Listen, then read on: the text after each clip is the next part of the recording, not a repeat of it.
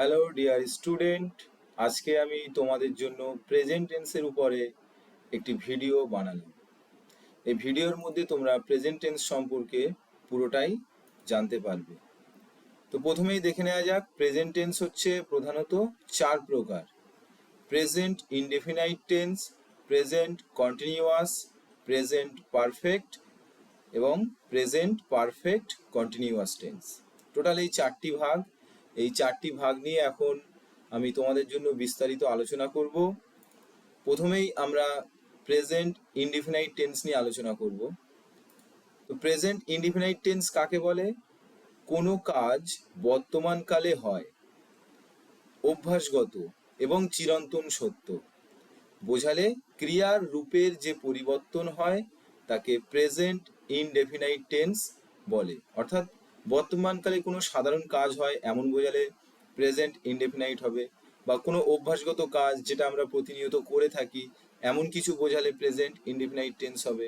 এবং চিরন্তন সত্য, যে কথাটা আজকেও যেমন 100 বছর পরেও ঠিক একই রকম থাকবে, অর্থাৎ সেই কথার কোনো পরিবর্তন হবে না, সেটাকে বলা হয় চিরন্তন সত্য, মানে সারা জীবনের জন্য সত্য।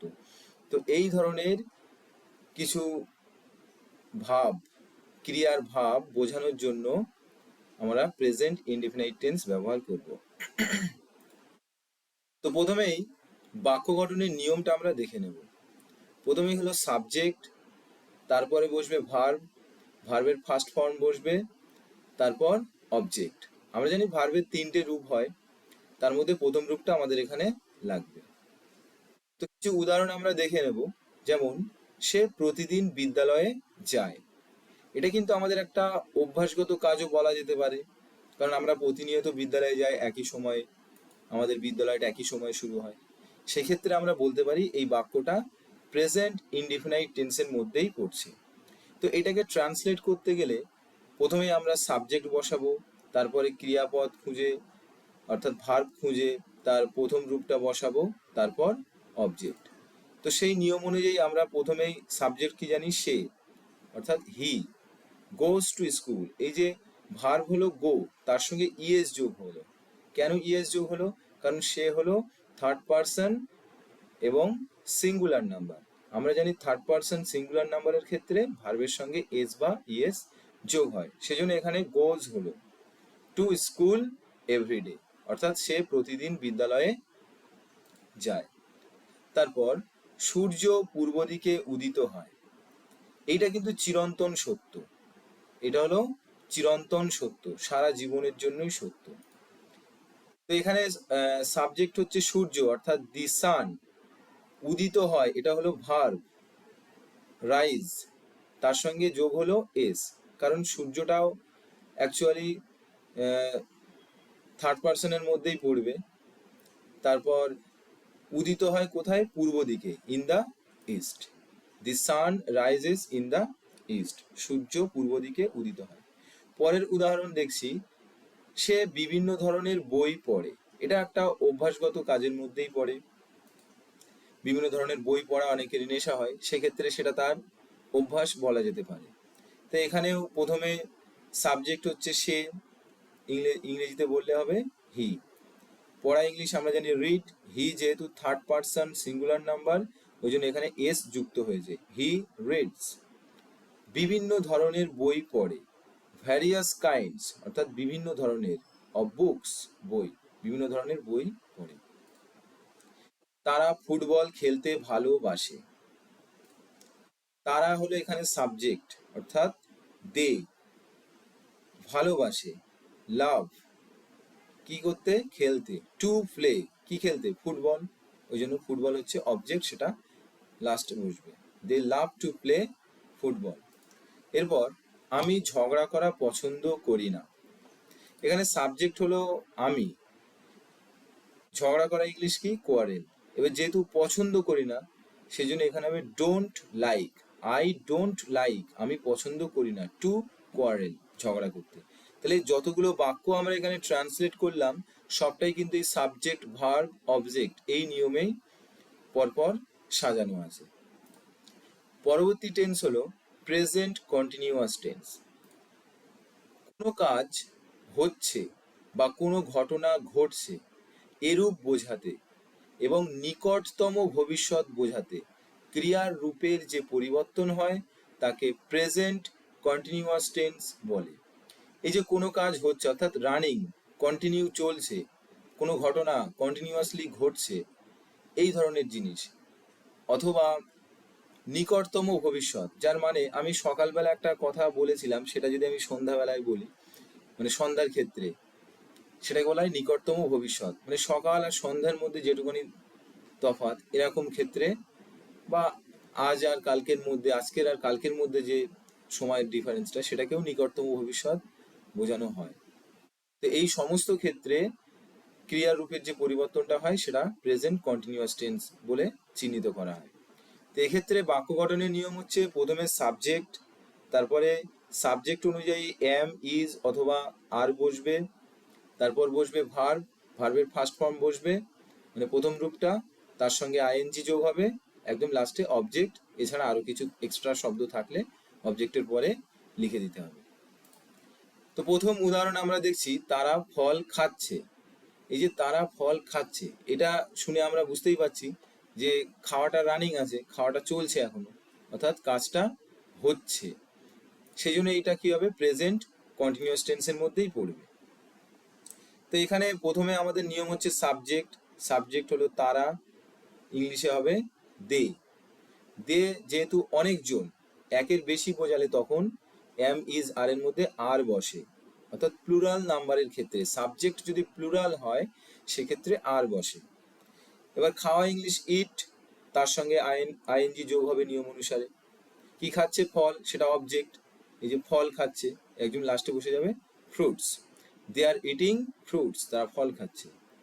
তারপর তারা ফুটবল খেলছে, এখানেও সাবজেক্ট হলো দে, অনেকজন বোঝাচ্ছে ওই জন্য আর বসবে।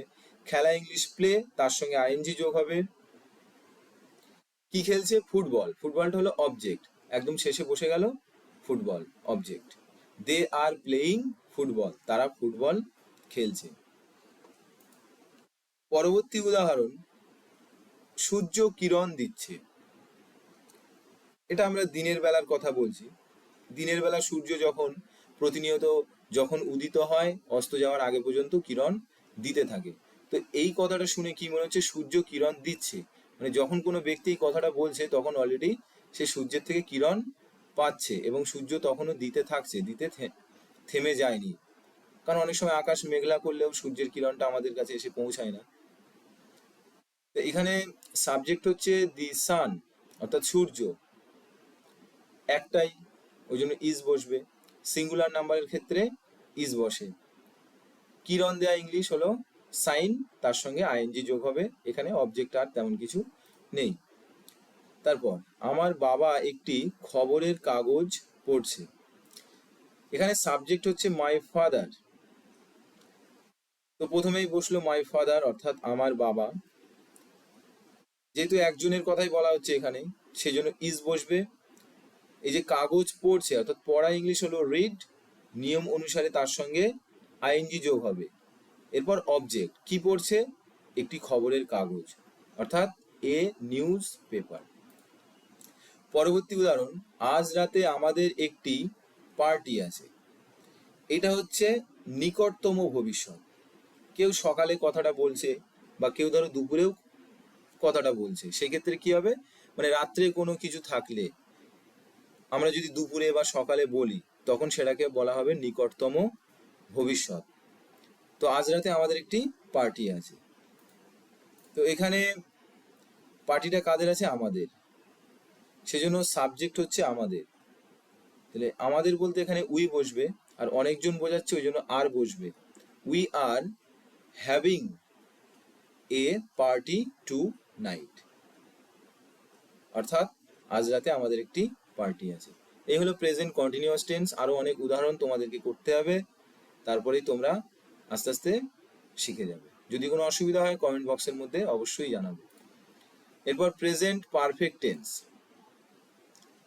কোনো কাজ এইমাত্র শেষ হয়েছে কিন্তু তার ফল এখনো বর্তমান, এরূপ বোঝালে ক্রিয়ার রূপের যে পরিবর্তন হয় তাকে প্রেজেন্ট পারফেক্ট টেন্স বলে।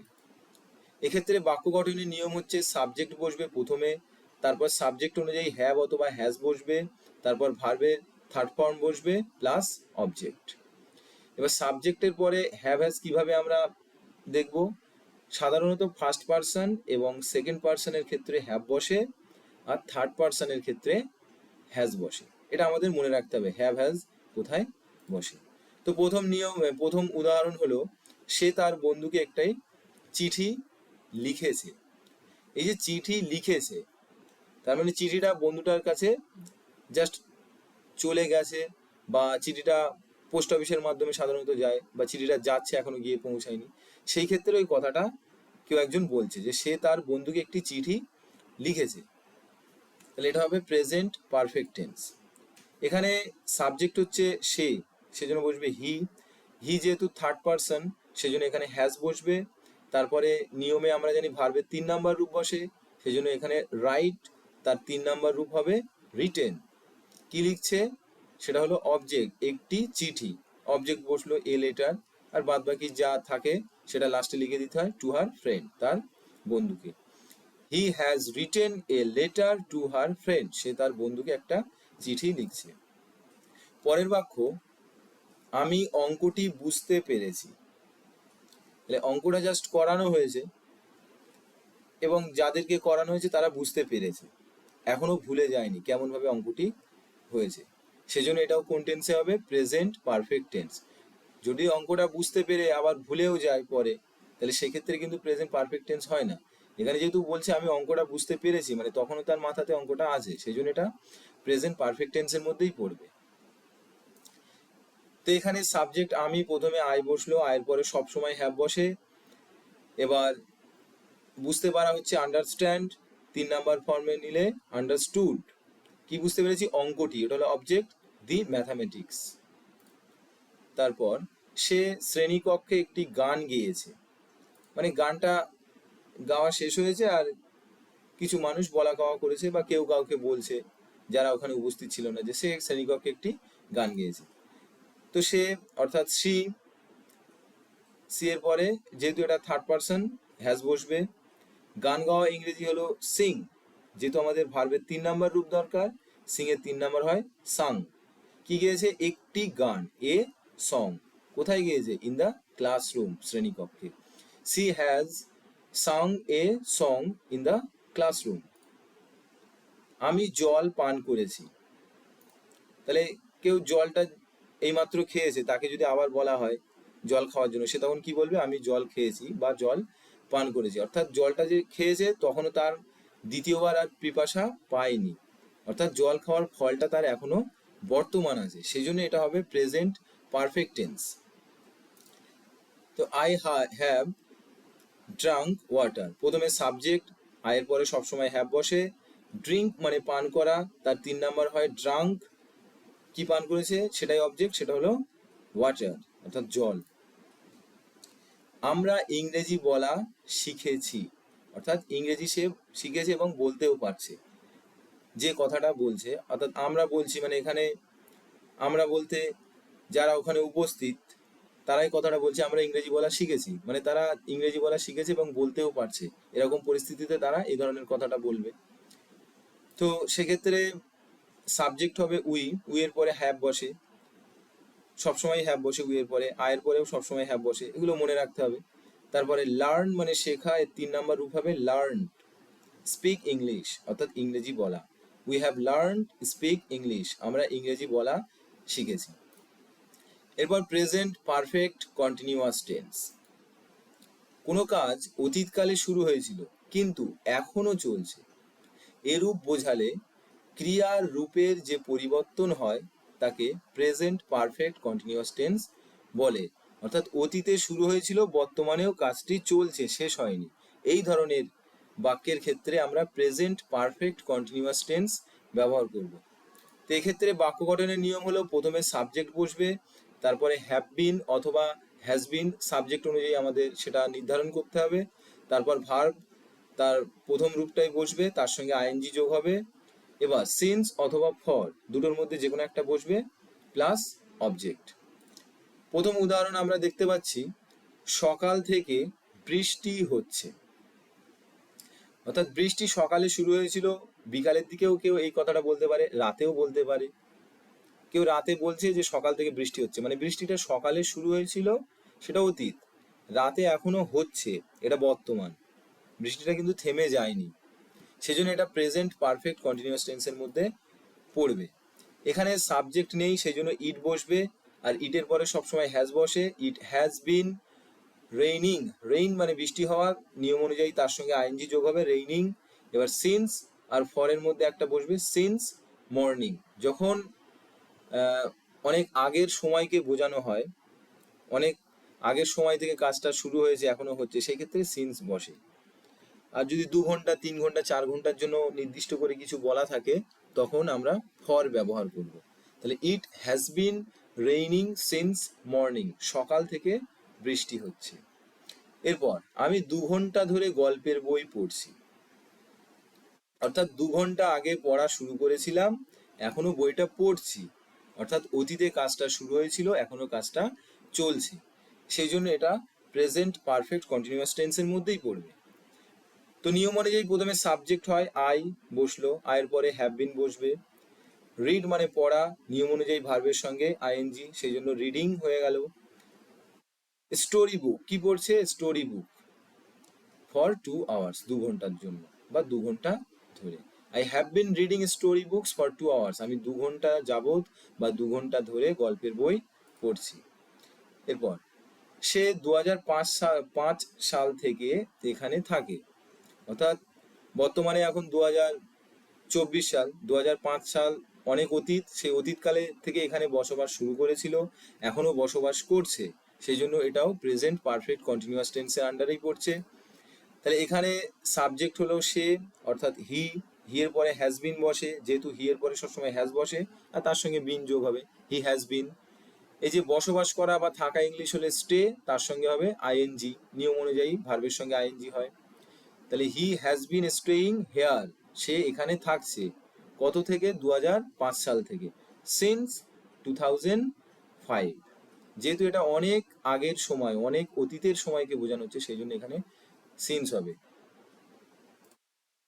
তুমি মিথ্যা কথা বলে চলেছো, অর্থাৎ কেউ একজন কথা বলছে এবং সে ক্রমাগত মিথ্যা বলেই চলেছে, ধরো 5 মিনিট কি 10 মিনিট কথা বলছে, ক্রমাগত মিথ্যা বলে চলেছে, অর্থাৎ মিথ্যা বলা শুরু করেছিল, এখনো বলা চলছে বা মিথ্যা বলছে, এই ধরনের বাক্যের ক্ষেত্রে হবে প্রেজেন্ট পারফেক্ট কন্টিনিউয়াস টেন্স। তাহলে এখানে সাবজেক্ট হলো তুমি, প্রথমে ইউ বসলো, ইউ এর পরে হ্যাভ বিন বসে, তারপরে এই যে কথা বলা ইংলিশ হলো টেল, তার সঙ্গে আইএনজি যোগ হলো। এবার যেহেতু মিথ্যা কথা বলছে, সেই জন্য এখানে হবে লাই, তাহলে you have been telling lie, তুমি মিথ্যা কথা বলে চলেছ।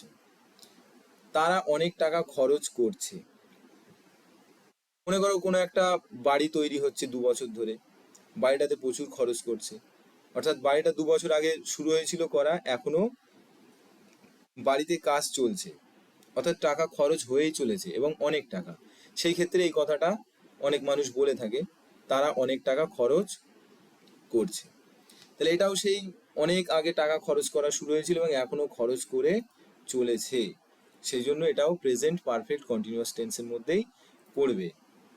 তাহলে এখানে তারা, তারা ইংলিশ হলো দে, হ্যাভ বিন, এই যে খরচ করা ইংলিশ হলো স্পেন্ডিং টু মাচ মানি, অনেক টাকা, they have been spending too much money, তারা অনেক টাকা খরচ করে চলেছে। তাহলে প্রথমে সাবজেক্ট হলো, নিয়ম অনুযায়ী হ্যাভ বিন বসলো, ভার্বের সঙ্গে আইএনজি যোগ হলো, বাদ বাকি আদার্স যেটা থাকে এখানে বসে গেল। তো ভিডিওটি দেখার জন্য সবাইকে অনেক ধন্যবাদ। যারা এই ভিডিও ভালো লেগেছে যাদের, তারা ভিডিওটিকে লাইক করে চ্যানেলটিকে সাবস্ক্রাইব করে দাও, যাতে পরবর্তী ভিডিও পেতে সুবিধা হয়, এবং বেল আইকনটি প্রেস করে দাও, যাতে সঙ্গে সঙ্গে তোমরা নোটিফিকেশন পেতে পারো নতুন ভিডিও। ধন্যবাদ।